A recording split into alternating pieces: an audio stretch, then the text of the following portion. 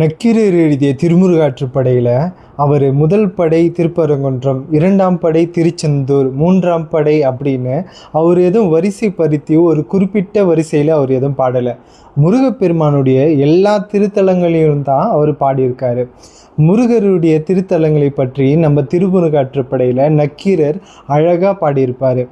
எல்லாருக்குமே தன்னுடைய சொந்த ஊரில் இருக்கிற கோவில்னா ஒரு படி மேலே போய் ரொம்ப பிடிக்கும் தான். அப்படி தான் தன்னுடைய சொந்த ஊரான மதுரையில் இருக்கிற திருப்பரங்குன்றம் முருகப்பெருமானை முதலாவதாக வச்சு பாடியிருப்பார் திருமுருகாற்றுப்படையில். அதுக்கு அடுத்ததாக முக்கியமான தலமான திருச்செந்தூர் முருகப்பெருமானை பற்றி பாடியிருப்பார்.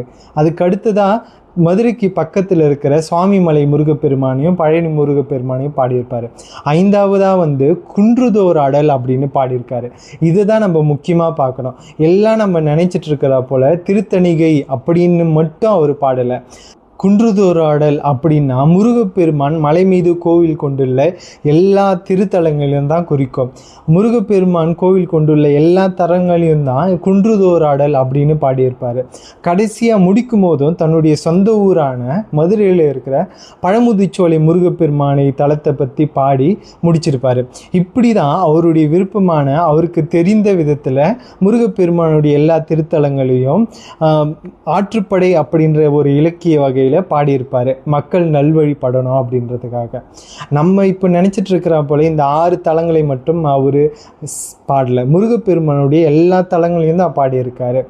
முருகப்பெருமானுடைய தலங்களில் இது முதலாவது, இது சிறந்தது அப்படின்னு எந்த ஒரு பேதமும் கிடையாது. முருகப்பெருமானுடைய எல்லா தலங்களுமே சிறந்த தலங்கள் தான். இதில் எந்த ஐயமும் கிடையாது. இதே போல் நக்கீரருடைய ஒரு சுவாரஸ்யமான விஷயத்தை நம்ம அடுத்த பதிவில் பார்க்கலாம். நன்றி, வணக்கம்.